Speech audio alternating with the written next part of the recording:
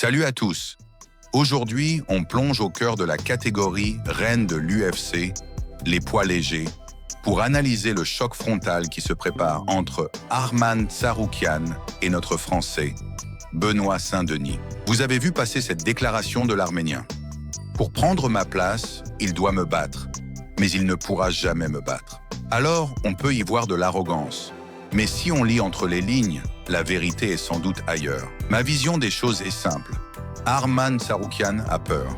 Il ne craint pas le combat en lui-même. C'est un guerrier. Il est terrifié à l'idée de perdre son statut de prétendant numéro 1 face à l'ascension fulgurante de BSD. Tsarukyan attend sa chance pour la ceinture depuis des années. Il voit Benoît arriver avec une puissance médiatique et sportive que personne n'arrête. Et il sent que son ticket pour le titre mondial est menacé. En le rabaissant publiquement, en disant que l'UFC le protège, Tsarukyan essaie désespérément de discréditer celui qui est devenu son rival le plus dangereux. Il veut en découdre rapidement pour éteindre l'incendie avant que le rouleau compresseur français ne devienne trop puissant. Techniquement, on est sur une opposition de style fascinante. Arman, c'est l'élite de l'American Top Team. Une lutte olympique, une gestion de la cage millimétrée et une endurance de marathonien. C'est un métronome qui ne fait pas d'erreur. De l'autre côté, on a le God of War.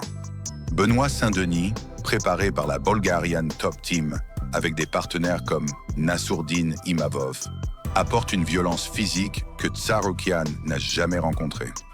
Sa victoire par TKO au deuxième round contre Dan Hooker à l'UFC 325 a prouvé qu'il n'est plus seulement un bagarreur, mais un top 5 mondial complet. Mon estimation sur ce combat est dans la suivante. Si l'affrontement a lieu en 2026, la pression psychologique sera sur les épaules de Tsarukyan. Il sait qu'il joue tout sur un seul match. Mon pronostic, je vois un combat qui démarre très fort.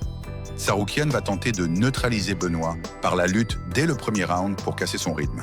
Mais la force de BSD, c'est sa capacité à transformer chaque échange en guerre d'usure. Si Benoît parvient à rester debout ou à se relever rapidement, la panique va s'installer chez Tsarukyan.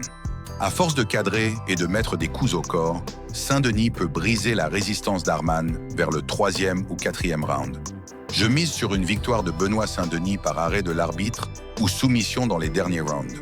Tsarukyan fait l'erreur de sous-estimer le mental d'un homme qui n'a rien à perdre et tout à gagner. La couronne de numéro 1 va changer de camp. Et Tsarukyan le sait, c'est pour ça qu'il parle autant.